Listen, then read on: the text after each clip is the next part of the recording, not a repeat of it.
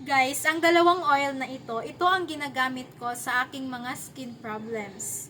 Ito ang ginagamit ko sa umaga, si Bonita Himalayan Pink Salt Oil, at si Bonita Sunflower Oil naman sa gabi.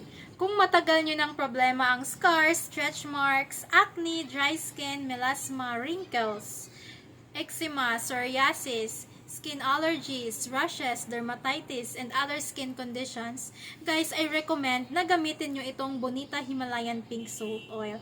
Kasi, meron itong healing benefit para sa mga skin problems ninyo.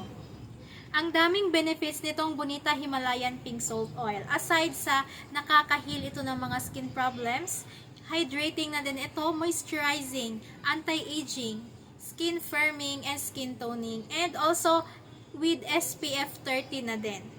Kaya wag na kayong magdalawang isip na gamitin itong Bonita Himalayan Pink Salt Oil kasi effective talaga ito.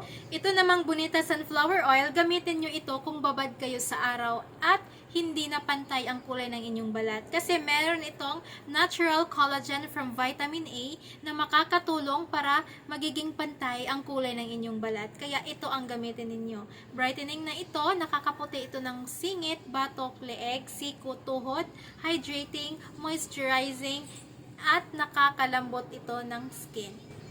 Kaya, wag na kayong magdalawang isip na gamitin itong Bonita Sunflower Oil kung gusto nyong pumuti. So guys, kung gusto nyo maging blooming from head to toe, wag na kayong magdalawang isip na i-check out itong Bonita Himalayan Pink Salt Oil and Bonita Sunflower Oil. Kasi ang effective nito at ang ganda nitong gamitin sa skin. Kaya hindi kayo magsisisi kung ito ang gagamitin ninyo sa inyong skin.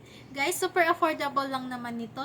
Naka buy one take one ito. Kaya hindi nyo na kailangang mamili sa dalawa kung ano ang bibilhin ninyo. So, mag-check out na kayo ngayon na click the yellow basket.